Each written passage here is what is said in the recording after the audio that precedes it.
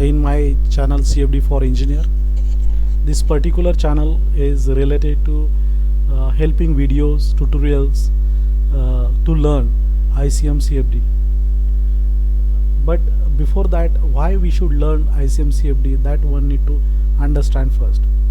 This ICEM CFD is a pre-processing software for any kind of, when we are trying to solve any kind of simulation. So pre-processing means where we can create geometry and meshing. So this particular platform ICEM CFD is for drawing simple geometry. Then after drawing a simple geometry, one can mesh it, one can edit that mesh, and that mesh can be transferred to Fluent. If there is a complicated geometry, then you can import that geometry from CATIA, ProE, or you can have a STEP or IGS file.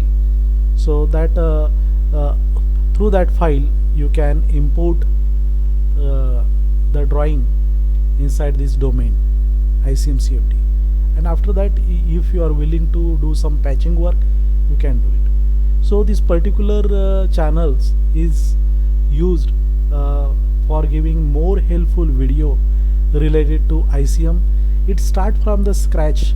It means from the creating geometry through points, line, surface and volume to mesh, edit mesh, and you can export that mesh to the